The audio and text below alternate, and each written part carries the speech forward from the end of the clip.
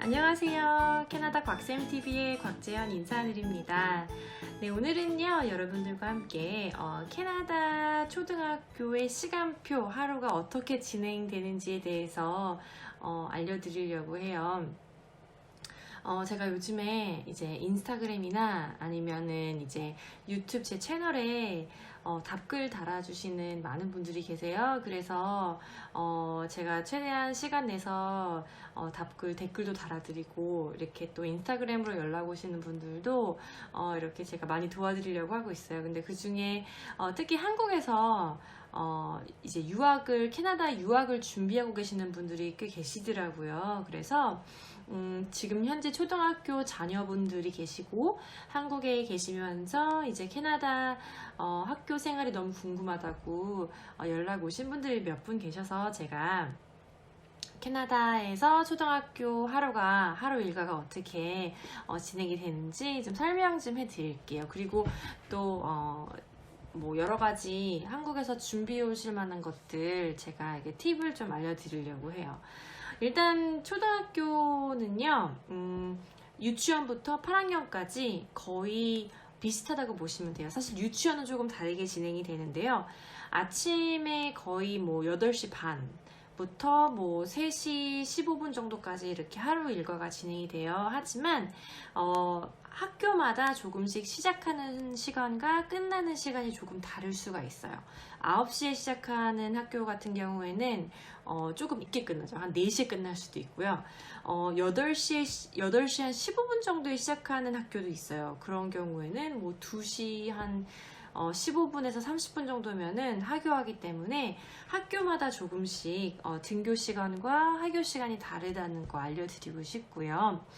보통 아침에 가면 15분 정도는 아이들이 밖에서 조금 놀다가 이제 줄을 서요. 그럼 줄을 서서 선생님들이 이제 슈퍼바이즈 하는 선생님들이 밖에 계시는데 이제 그분들이 이제 친구들을 이제 들여보내줘요. 그래서 바로 교실에 가는 게 아니라 밖에 운동장에서, 그리고 너무너무 추워서 밖에 못 있거나, 이제 캐나다 같은 경우에는 체감 온도가 영하 10도 이하로 떨어지면 인도어 리세스에서 쉬는 시간에도 이제 아이들이 이제 그 교실 안에서 액티비티를 해요. 그 외에는 체감 온도가 영하 10도가 아니면 그 이상은 모두 다 밖에 내보내요. 그렇기 때문에 참 아이들이 밖에서 이제 꼭 활동하는 거를 되게 중요하게 생각을 하기 때문에요. 아침에 이제 저희 학교 같은 경우에는 한 8시 반까지 아이들이 모이면 밖에서 한 5분 10분 8시 반까지 모이면 이제 바로 이제 선생님이 줄을 서서 이제 교실로 들어가긴 하는데, 각 학년별로 이렇게 줄을 서요. 각 반별로 줄을 서서 이제 교내에 들어가고 학교 내에 들어가고, 그리고 이제 겨울 같은 경우에는 이제 윈터 부츠, 겉에 이제 되게 춥잖아요. 그래서 옷을 입고 그 위에 또 윈터 부츠, 윈터 팬츠, 자켓을 또 입어요. 그래서 이제 그거를 다 이제 옷걸이에 걸고, 그리고 이제 들어와요. 아이들이 이제 교실에 들어오는데 그 시간이 한 10분에서 15분 정도예요. 그러면 아침 9시에 이제 오 캐나다 하면서 이제 다들 일어나서 이제 오 캐나다 뭐 한국말로 말하면은 애국가죠. 캐나다 애국가. 그거를 오 캐나다 이제 애국가를 이제 듣고 아침 방송이 시작이 돼요. 그러면 이 선생님이 출석을 부르고 하루가 시작이 되는데, 한국 같은 경우에는 보통 제가 어렸을 때는 50분에서 55분 수업하고 5분 10분 쉬는 시간이 있고, 이제 굉장히 학교 그 수업 과목별로 되게 일정했거든요. 근데 캐나다는 조금 달라요. 그래서 이제 고등학교랑 좀 차이점이 있긴 한데, 캐나다 같은 경우에는 보통 아침에 리터러시 블럭이 있어요. 리터러시는 여러분들이 아시는 영어 시간이에요. 그럼 그 시간에는요, 하루에 100분이 초등학교 이제 1학년부터 8학년까지 그 블럭이 지정되어 있어요. 그거는 꼭 하루에 아침에 됐든 오후에 됐든 리터러시 블럭은 100분. 근데 그 100분 동안에는 뭐 쉬는 시간이 중간에 없고요. 100분 쭉 진행이 돼요. 그리고 수학 시간이 60분. 하루에 꼭 60분. 그래서 일주일에 리터러시는 500분, 그리고 수학은 300분. 그게 이제 Ministry of Education에서 꼭 그렇게 시간표에 짜라고 이렇게 얘기가 나와 있어요. 그래서 꼭 그렇게 해야 되는 거고, 그리고 그 외에 나머지 과목은 과학, 사회, 그 다음에 사이언스, 소셜 스터디스죠. 그 다음에 그 외에 4학년부터는 프렌치가 꼭 들어가요. 그리고 만약에 프렌치 버전이 아니라면 이제 일반 공립학교 제가 말씀드리는 거예요. 그래서 보통 불어는 일주일에 이제 하루에 한 번 4학년부터 듣고요. 그 전에는 불어 과목은 없어요. 그리고 이제 그 외에 체육, 그 다음에 아트스 과목들이 들어가는데, 그 외에 뭐 미술, 음악, 드라마, 댄스 이렇게 있어요. 그 아트스 과목에는. 근데 중요한 거는 이 모든 과목이 한 학기마다 거의 대부분 다 듣지만, 제외 과목은 댄스하고 드라마 있죠. 그거는 한 학기에 한 번씩만 들어도 괜찮아요. 그래서 선생님 따라 좀 다른데, 1학기 때 댄스가 있으면 2학기 때 드라마를 듣고, 뭐 아니면은 뭐 1학기 때 드라마를 먼저 하면 2학기 때 댄스를 하고, 보통 이렇게 많이 하기는 해요. 그리고 이제 사회하고 과학 같은 경우에는 이제 매번 학기에 아이들이 배우는데, 어떤 선생님들은 사회하고 이제 과학을 동시에 수업하시는 선생님도 계시고, 개인적으로 저 같은 경우에는 사회 수업 따로, 그리고 그 한 단원이 끝나면 과학 들어가고, 그 한 단원이 끝나면 사회를 하고, 이런 식으로 이렇게 돌아가면서 해요. 왜냐면 이제 저 같은 경우에는 아이들이 이제 하루에 이제 일주일 동안 과학, 사회 너무 이렇게 막 섞어서 하면 아이들이 헷갈릴 수도 있고, 아예 과학 한 달, 사회 한 달 이런 식으로 바꿔가면서 하기 때문에 재밌는 거는요, 한국 같은 경우에는 선생님들이 교과서가 있잖아요. 근데 캐나다는 교과서가 없어요.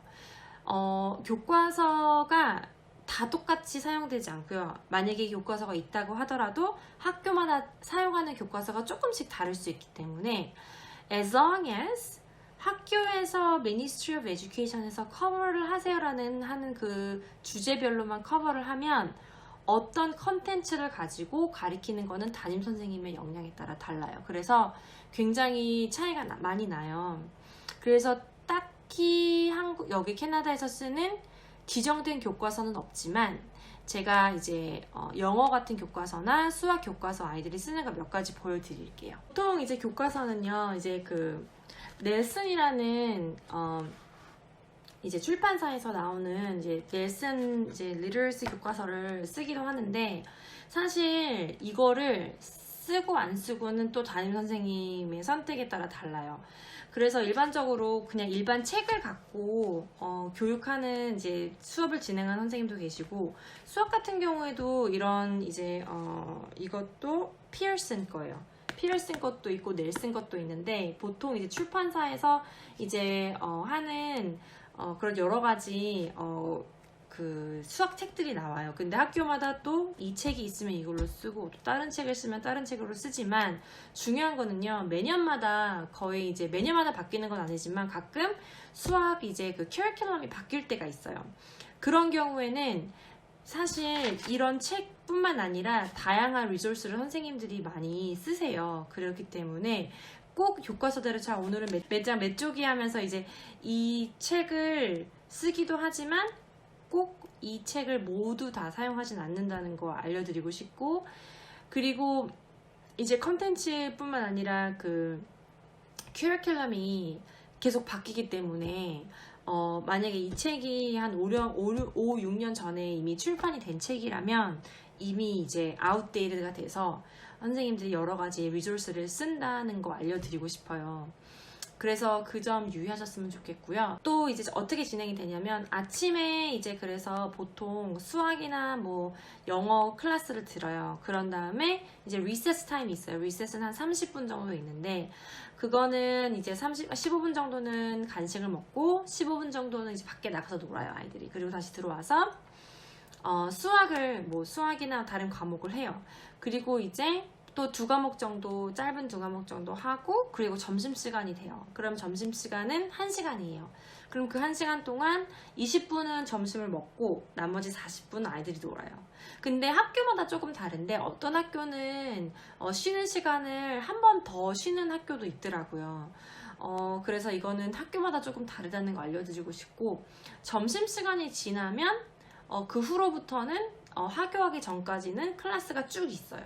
그래서 하지만 보통 대부분 담임 선생님들이 모든 과목은 가르치지만 보통 담임 선생님들이 쉬는 시간이 있어요. 그러니까 쉬는 시간이라고보다 프랩 시간이라고, 담임 선생님들이 이제 그 시간에 또 수업 준비도 하고 채점도 하고, 이제 그런 시간을 일주일에 한 200분에서 250분 정도는 선생님들이 있게 돼 있거든요. 그러면 그 시간 동안에는 다른 선생님들이 아이들 클래스에 와서 뭐 드라마를 가르치던지, 아니면은 음악 선생님은 학교마다 다 있어요. 그럼 음악을 아이들이 듣던지, 아니면 다른 선생님하고 체육을 수업을 듣던지 해요. 그래서 이제 그건 조금씩 다를 수가 있다. 그래서 아이들이 보통 담임 선생님, 그리고 그제 그 프랩 커버레이션 선생님, 대부분은 거의 음악 선생님은 꼭 이제 그 음악 전문 선생님이 계시고, 그리고 나머지는 뭐 다른 학년, 고학년에 있는 선생님들이 저학년에 와서 뭐 드라마를 가르칠 수도 있고, 아니면은 뭐 미술을 가르칠 수도 있고요. 그래서 그거는 아이들 그 시간표에 따라서 다르다는 거 알려드리고 싶어요. 그리고 학교가 끝나잖아요. 저학년 어린이들 같은 경우에는 뭐 거의 1, 2학년 같은 경우에는 이제 부모님들이 밖에 이제 픽업을 꼭 하시고, 그리고 선생님들 이제 아이들이 이제 밖에 나가면, 이제 특히 어린 아이들 있잖아요. 유치원 아이들은 이렇게 이제 선생님들 픽업, 아이들 학부모님들이 아이들을 픽업할 수 있는 그 장소가 따로 있어요. 그래서 이제 꼭 부모님이 보이면 그때 아이들을 이제 집에 가라고 이렇게 안내해 주고요. 그 이외에는 이제 초등학교 아이들이 다 교문, 다 정문으로 들어가는 게 아니고, 뭐 문이 되게 많잖아요. 학교에 뭐 북쪽문, 서쪽문, 남쪽문에서 아이들 학년별로 이렇게 나뉘어져 있어요. 그럼 그 문 앞에서 이제 부모님들이 와서 아이들이 픽업해 가거나, 아니면은 이제 그 고학년 아이들은 혼자 집에 걸어가거나 하는 경우가 되게 많아요. 그리고 어떤 아이들은 이제 학교 버스를 타고 가는 아이들도 있고요. 그래서 이런 점 참고해 주시면 아마 많이 도움이 될 것 같아요. 그래서 이런 부분이 한국하고 굉장히 많이 다르다는 거.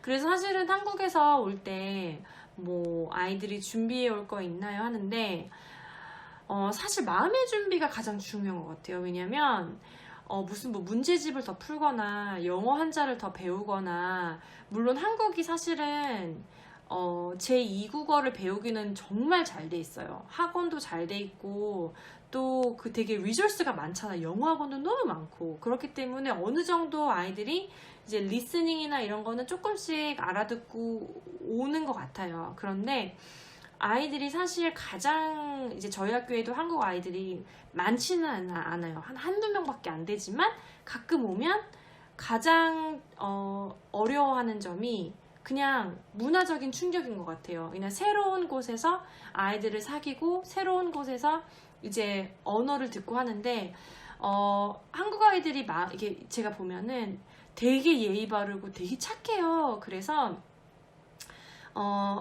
잘 모르겠거나 하면은 이렇게 질문하는 것보다는 선생님 잘 모르겠어요 하고 속으로 이제 말은 하는데, 그 이제 겉으로 아이들이 이제 좀 낯설기도 하기 때문에 잘 모르는 것 같아서 모르면 무조건 질문을 하고, 사실은 마음의 준비가 가장 중요하기 때문에 아이들이 이제 새로운 환경에 적응할 수 있도록 그렇게 마음의 준비를 시켜주는 것이 가장 중요한 것 같아요. 그래서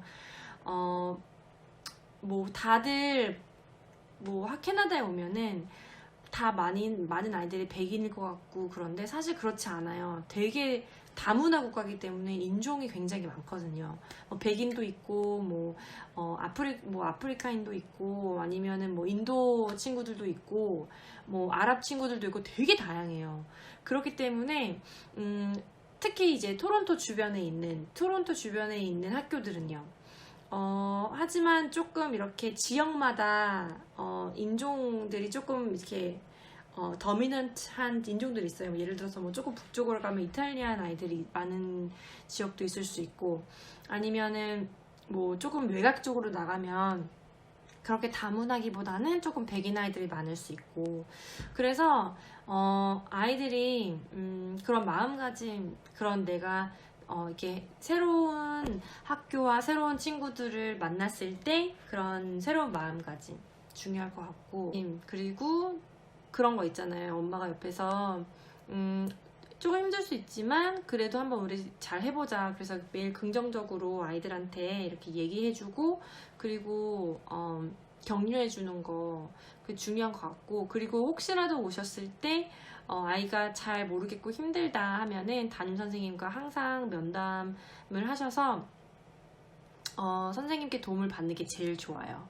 그래야 이제 반 아이 중에서 예를 들어서 이렇게 친구를 붙여줄 수도 있거든요. 공부 같은 거나 잘 모르겠으면 좀 도와줘 라고 항상 이제 조금 이제 공부 잘하는 아이거나 좀 성실한 아이는 좀 전학생 아이들한테 좀 붙여주는 편이에요. 그래서 그런 거 아셨으면 좋겠고, 네, 그래서 오늘은 여러 가지 조금 팁을 드렸어요. 오늘은 캐나다 학교, 초등학교 시간표가 어떻게 진행되는지, 그리고 학교에서 선생님들이 어떤 자료를 가지고 아이들을 가리키는지, 그래서 꼭 교과서가 있는 건 아니다라는 거 말씀드리고 싶습니다. 네, 오늘 하루 또 좋은 하루 보내시고요. 이 영상이 마음에 드셨으면 좋아요와 구독, 알림